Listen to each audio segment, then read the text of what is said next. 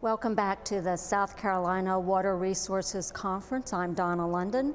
I'm here with Dr. Gene Eidson. He is the director of the Clemson University Institute for Computational Ecology.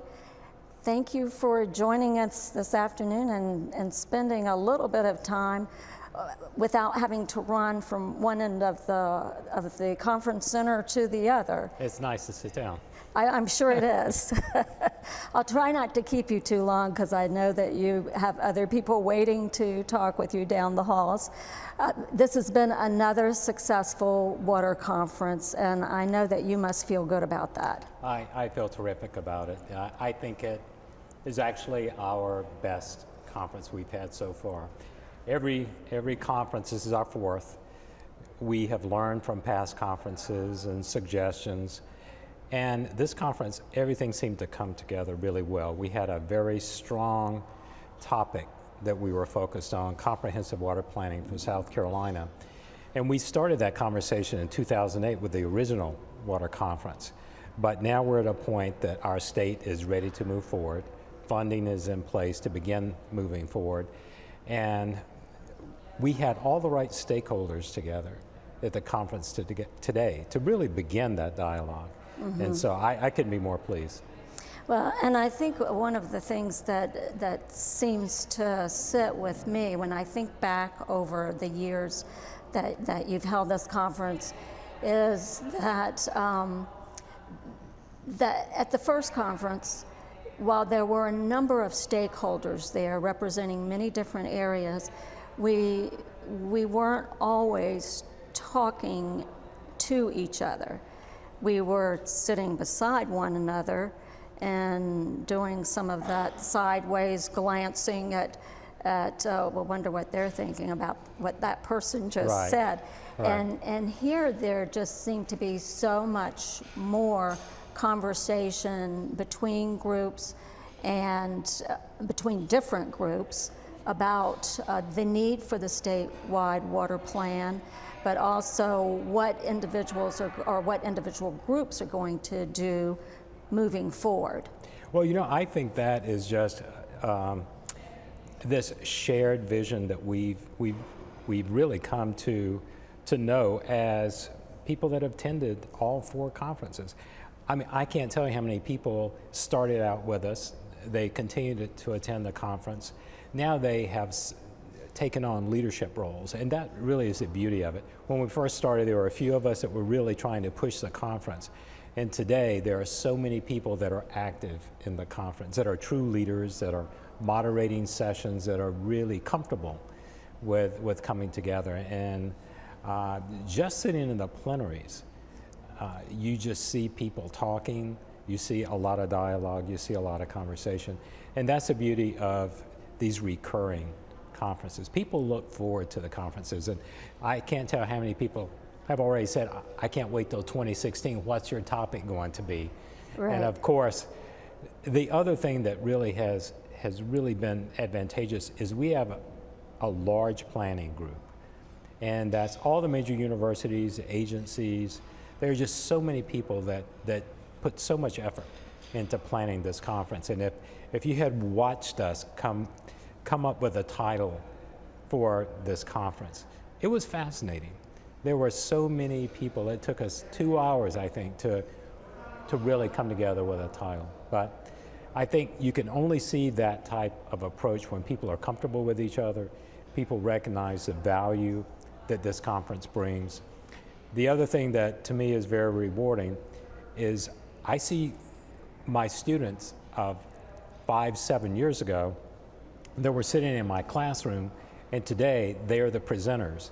Today they are becoming tomorrow's leaders, and they're doing such a great job. And so you can't help but be proud of this conference. Gave them their first opportunity to do a poster, to go before an audience, and now today they're really becoming the next generation leaders.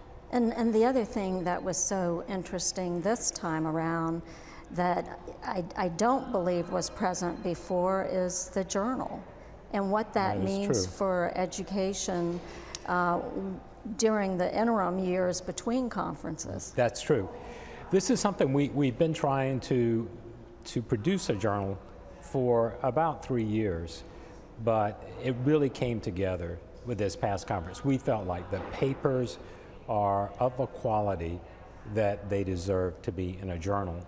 And when you are at a conference where people really want to participate and you have more papers submitted than you can present, and they're very high quality, it's time to move forward and document those. And for many people, this is their primary outlet for publishing their scientific findings. And for many new young scientists and engineers, this is a great opportunity to jumpstart that.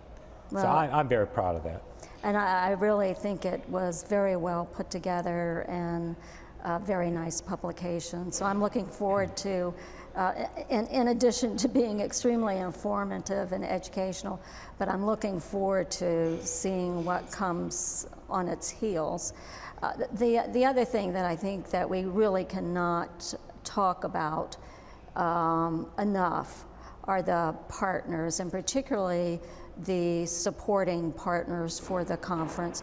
I know we always risk the idea that we may leave someone out, but if you can give us a sense of the partnerships, and of course I would encourage our viewers and our listeners to look at your website to see all of them, but mention that and mention how important it has been to have continuous partnerships through the years. Well, there are partnerships on several levels. Partnerships in the planning. You're looking at the major universities coming together, you're looking at regulatory agencies, you're looking at a suite of both academicians, regulatory agencies, and really private stakeholders, everyone wanting to come together. So that's been really important. But one of the other things I'm really proud of is our funders. And not only who provides the funding, but the exhibitors that come back year after, conference after conference.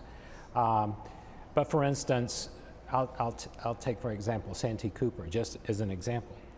Santee Cooper has been a title sponsor since the very first conference.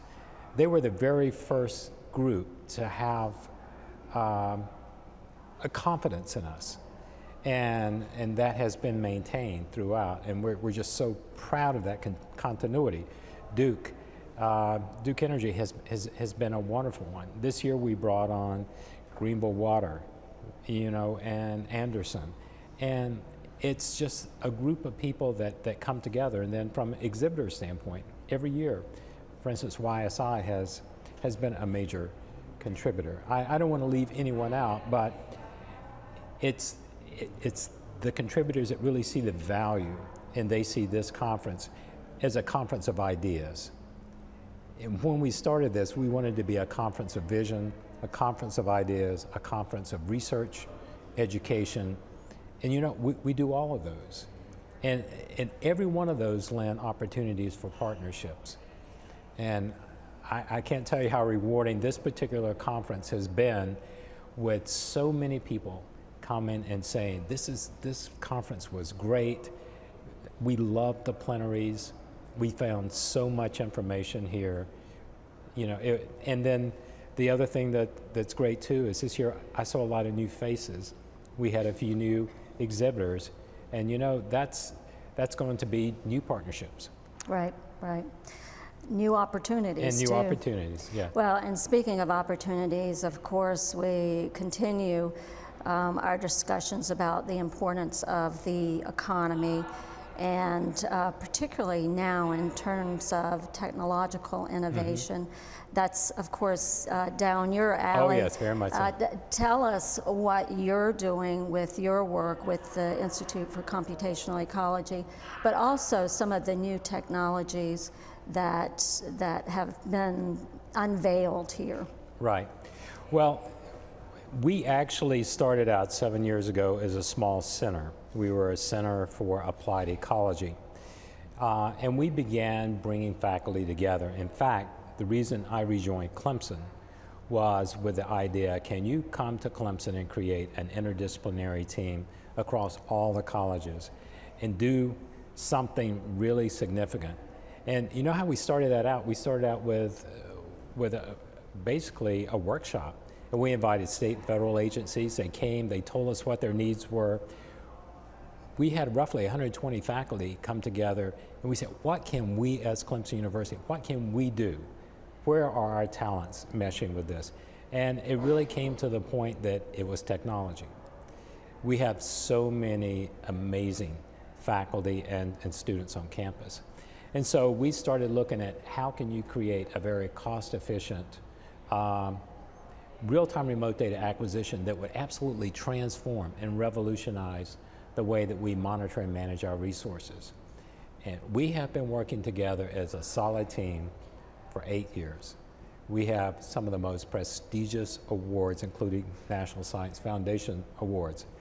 That's only possible because of this interdisciplinary team, this camaraderie we have, and every single person that works in our team, every single one's a leader.